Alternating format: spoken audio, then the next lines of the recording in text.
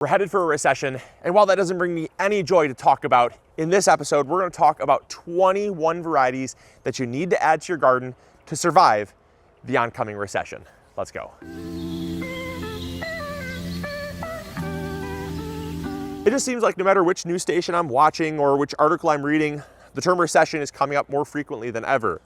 I was scrolling through Facebook, looking at our different Facebook groups that I'm a member of, and 8 out of 10 of my top homesteading Facebook groups, the top trending topic in 8 out of 10 of those groups was recession. Whether it was people asking, hey, I was considering getting chickens because the economy is kind of getting a little bit poopy and I wanted to save money, so I was thinking about getting chickens. How do I get started? Or, hey, I thought about putting a garden in for the first time in 5 or 10 years because we need to save money on our family's grocery bill. I think I'm going to start a garden.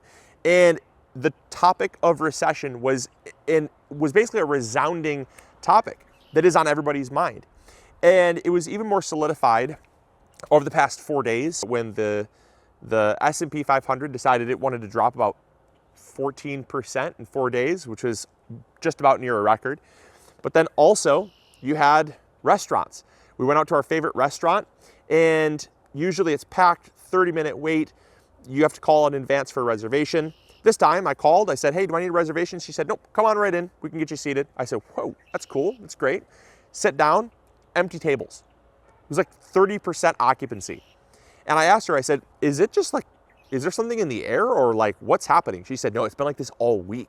She said, I don't know what's going on. Start putting puzzle pieces together and I'm like, oh, right.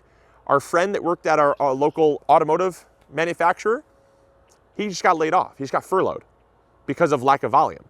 Like, A plus B plus C plus D. If it walks like a duck and it sounds like a duck and it looks like a duck, it's probably a duck.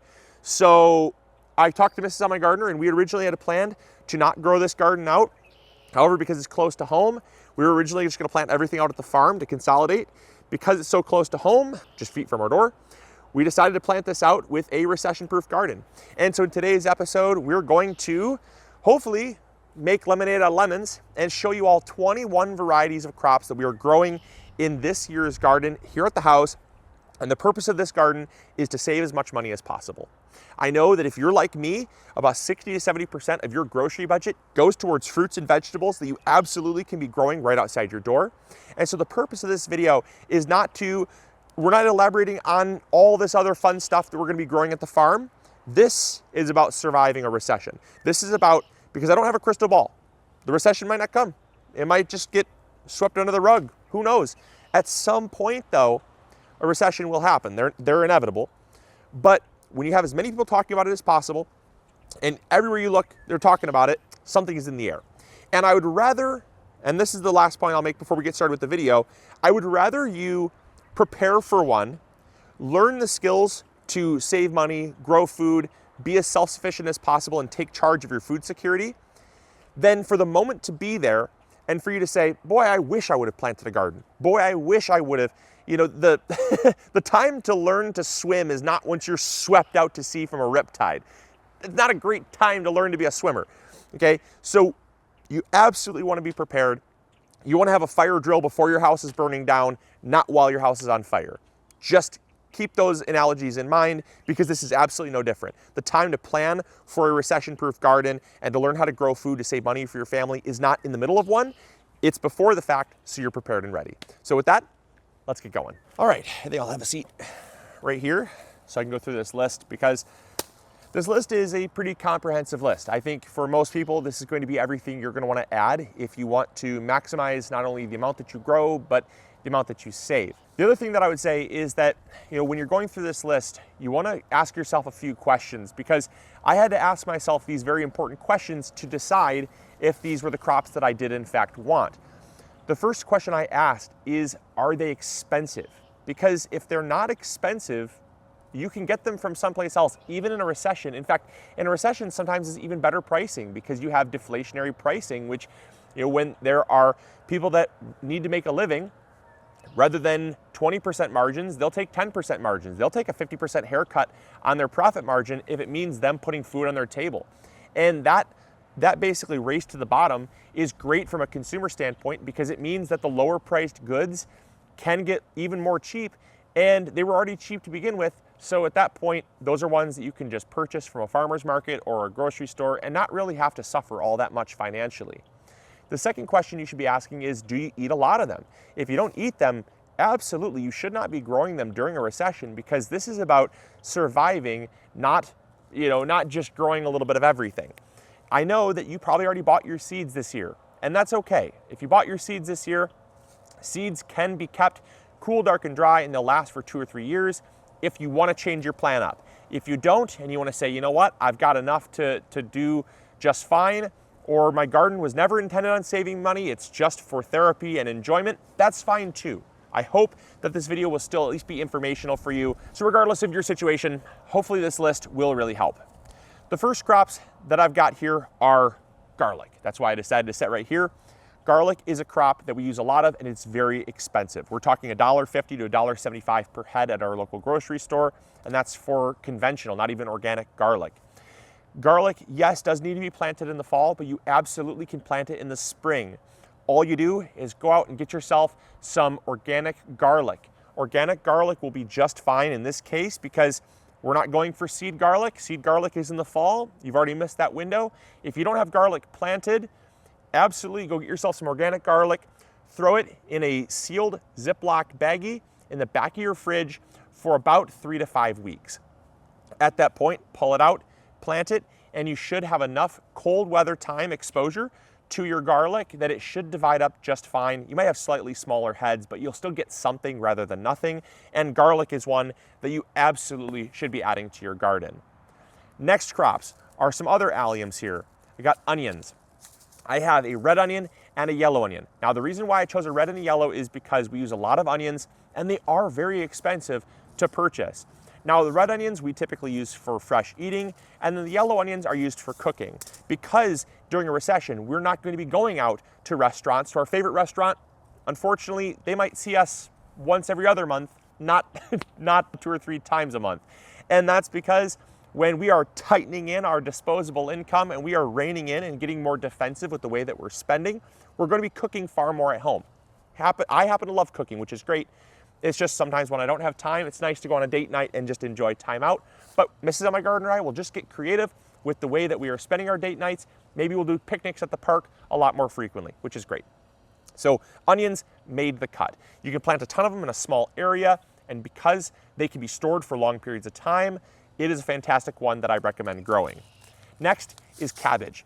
Now, I have Copenhagen market cabbage. The reason why is it's my go-to favorite cabbage. This is our most versatile cabbage. You can eat it fresh, you can pickle it. It is awesome. We absolutely love this cabbage. Now, cabbage is fairly cheap. Yes, cabbage is fairly cheap, but it's gotten more expensive in recent years to the point where it used to be 99 cents a pound or so, and now it's at like $1.50 to $1.75 a pound. And I find that for organic cabbage, you're talking a head of cabbage can be 3 to 5 pounds.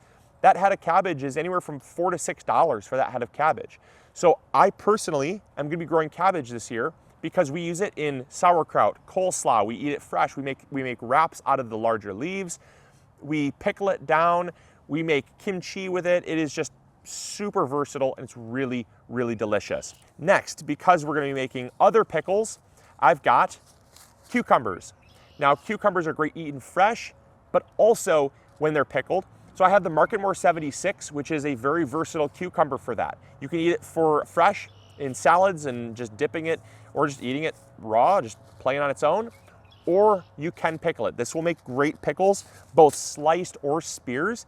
And to go with that, you gotta have some dill. If you don't have dill, you can't make pickles. And so dill is a very expensive herb along with cucumbers. I can't tell you the last time I remember seeing 99-cent cucumbers. Maybe 3 or 4 years ago. Now a cucumber at our local grocery store is $1.75 to $2 per cucumber. And a single trellis of cucumber plants can produce 20, 30, 40 cucumbers in a single season. We're talking savings of $80 to $100 on just cucumbers, let alone then once they're pickled, we have them in the off season, which is great as well. Peas. Peas are one that you should not turn away from. In the early season, grow as many of them as humanly possible. The variety that I chose for our recession-proof garden are green arrow shelling peas. The reason why is snap peas are not nearly as versatile. You can eat shelling peas when they're young, but also if we grow them out to full maturity and we shell them, we can freeze them in our freezer, and they're great. They're a great bulk food that can be added into rice to bulk up the rice. You can mash it down and have, pea soup. You can eat it fresh. It's just, I love peas. I love green peas. It's awesome. I also just, we'll snack on the pods when they're young as well. So peas are a great early season producer for us that is going to help us put food in the freezer earlier so we can help save money throughout the growing season. Next, once we get into main season, after the peas are done, we need beans. Beans will produce and produce and produce. A single bed of beans, one of our little 48 square foot beds here will produce enough beans for our family of 4, plus putting some in the freezer for the off season. They can also be pickled as well, but I prefer just to eat them frozen. They're so good.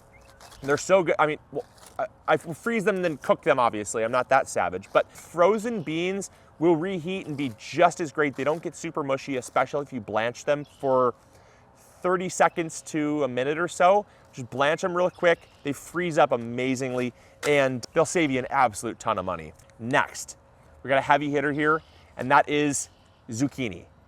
Zucchini should be in every single recession-proof garden for the simple fact that it produces an overabundance.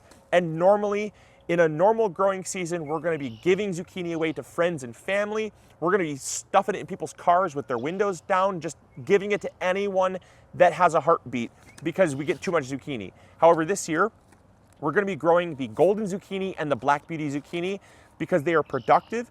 We can save them, we can freeze them. They're good in soups, they're good fresh. We'll grill them up during the summer, and they're very expensive. A little baby zucchini like that at our local grocery store is running about $1 a pound.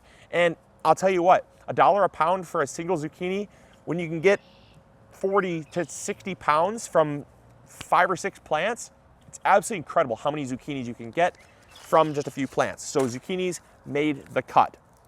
Next, I know you're probably asking yourself, where are the tomatoes, Luke? Tomatoes have to be in there. Yes, tomatoes are in there. I have 2 varieties of tomatoes. Now you might also be asking, well, why only 2 varieties? These are very specific. We have a determinate Roma for the purpose of canning. We want to make as much spaghetti sauce, pizza sauce, marinara sauce, crushed tomatoes as humanly possible. We're gonna be growing an entire bed out of just Roma tomatoes. These will produce fast, they will produce early, and they will produce a ton. That is why we have the Roma tomatoes. You could also go with San Marzano. You could go with really any paste tomato, an Amish paste. Any of those kind of paste style tomatoes are great. We just chose Roma because they're determinate and because we use a ton of them, and we've grown them in the past and absolutely loved them. Next, I've got the Wisconsin 55 tomato. Wisconsin 55 tomato is just a good all-purpose slicing tomato.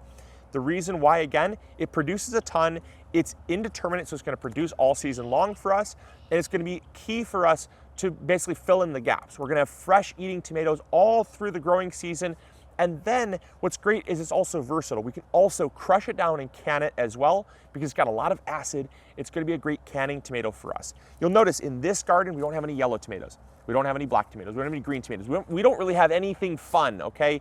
Recessions are not fun. Nobody has fun in a recession except for a kid that doesn't know what's going on.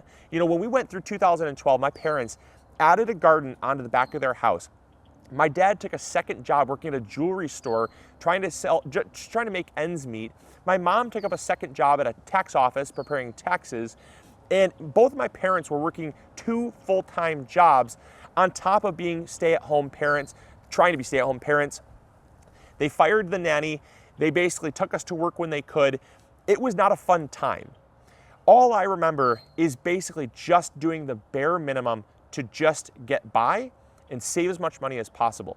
Those that had disposable income, great, probably fine for them. They might have hurt a little bit. Those that were working professionals, that were, lower middle class, we were not made of money. We still are not made of money. And every penny that we can save absolutely is put back into our grocery bill so that we can save that money for future use. So that's why none of these are very fun or flashy. So if it seems a little bit more serious, that's because this garden is intended to be serious because I don't have a crystal ball. The fun is gonna be at the farm. That's the fun farm. It's a place for us to get away and plant whatever we want. Next, basil. herbs are going to be very expensive. No matter if you're in a recession or not, they're very expensive. You want to grow basil because basil goes into all your pizza sauce, your spaghetti sauce. It is really, really expensive to purchase. We're talking $18 per pound for basil. So growing your own, you're going to be totally fine and you're going to save a ton of money. Up next, leafy greens are very, very, very expensive. No matter what, they're very expensive, but what's great is they're highly nutritious. I chose kale because kale is very versatile. I can eat it baby greens in salads. I can saute it down, I can wilt it, I can treat it just like spinach, or I can throw it in a variety of different soups, soup Toscana. We make a lot of soups during recessions because soups stretch food, okay? I don't need to refresh you on depression era food, but beef stew was just a way to stretch the beef. Chicken noodle soup, a lot of your soups were made during crappy times, and that is why you want to grow as much stuff that can be turned into soup as possible as well. So I've got some kale. I also have carrots. Carrots are great. They're a root crop. They are sweet. They're delicious, especially when roasted and added to soups and stews and roasted up, and they're just great. They have a really long shelf life. You can keep them in the ground, cover up your bed with leaves. They're awesome. You can pull them out in the middle of winter and have fresh carrots, or they even stay in your crisper for 3 to 4 months. Beets, same thing. Beets are a root vegetable, very highly nutritious. You really want to grow those because you can eat the tops and the beets. You can pickle them as well. Very expensive, incredibly expensive. More leafy greens. I'm going to rifle through these here. I've got rainbow Swiss chard because you can grow it all season long. Spring to fall, you can grow it. Spinach is an early spring crop. Very, very, very expensive, incredibly expensive. You absolutely want to grow your own spinach. Do not buy your spinach at the grocery store. It is insanely expensive. We're talking $5 or $6 for a single 12-ounce container of it. Absolutely insane to buy it from the grocery store, especially when you can grow it right here, and it's so nutritious. Last but not least, lettuce. Any type of lettuce is great. I have here the Grand Rapids leaf lettuce, but I might also just plant like a salad bowl mix and just have some good cut and come again lettuce, because lettuce salads, they're highly nutritious and they are really, really sustaining when added with a few other things added like nuts and cheeses and good vinaigrette. You can make a lot of unique salads despite people hating on salads for being boring.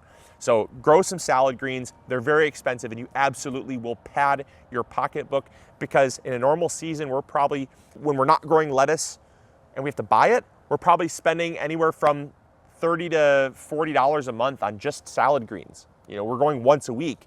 4 weeks, it's like $6 to $10 every single week. Do that for 5 weeks. That's $200 over the course of 5 months. 5 months. That's $200 in just salad greens that you can save. Butternut squash, butterbush squash, honey nut squash, doesn't matter. A winter squash.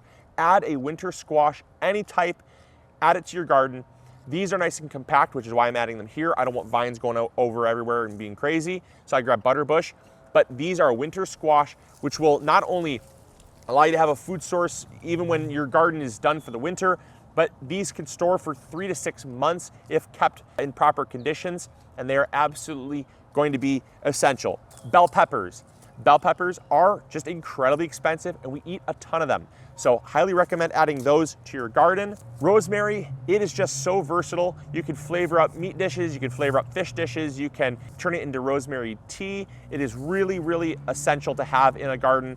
It is very, very vital to saving a ton of money, because rosemary, much like other herbs, is so expensive. And I just don't want to buy expensive stuff when I'm trying to save money. Last but not least, before we get into a couple surprise crops, chicory. Now you might be asking, okay, all those ones were kind of normal. Chicory was a little bit out of left field. Why chicory? Well, it's because chicory has chicory root. And chicory root, when roasted, makes an incredible coffee substitute. I'm sorry, you guys. Again, there's nothing flashy about this garden. We're gonna be growing chicory. Why?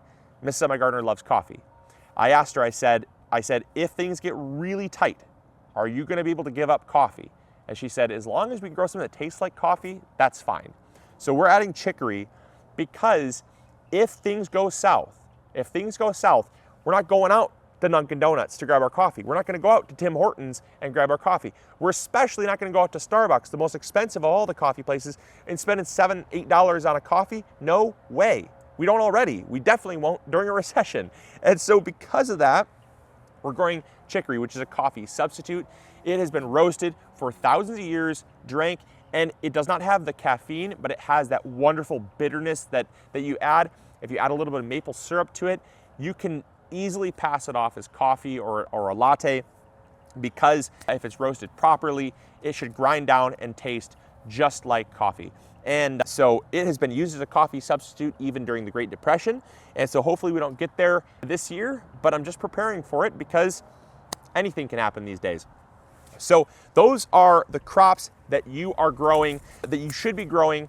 Obviously, if you want to change a few out, that's fine. If you eat a lot of them and they're very expensive and they're easy to grow, that's great. Now I want to talk about a few that we are not growing. So you might be wondering, well, where's corn at? Well, corn is one of those really inexpensive crops that, to be honest, I'm not going to be adding to my garden because they take a ton of space. We're going to be growing some corn at the farm for sure. We're going to have our sweet corn patch as promised. We're going to have our sweet corn patch there, but we're not going to be growing corn in our recession-proof garden because corn is so dirt cheap. Yes, it's a wonderful carbohydrate source. It has a variety of different uses, but at the end of the day, we're just going to go buy our corn. We're not going to grow it here. It is just not practical. Second thing that you'll notice is not mentioned here, fruit trees. I know you're probably thinking, well, Luke, the best way to save a ton of money is probably by having fruit trees.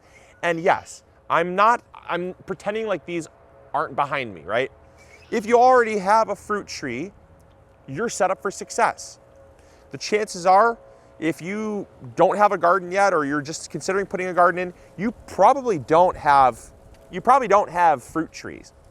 Fruit trees can be an incredible money saver. In fact, they're probably one of the heaviest hitters in the whole garden that I would recommend. The problem is, by the time you plant them and by the time they're producing, the recession will hopefully be over and everyone's getting back to their way of life, and you're probably just starting to benefit from having apples or pears planted in your garden, in your home orchard. And so because of that, I can't recommend adding fruit trees to your garden just because they take so long. Yes, absolutely. If you want to plant them, go for it, but not for the sake of this video. This video are crops that you can grow within a year that are going to have a huge impact on your overall grocery bill and your food spend.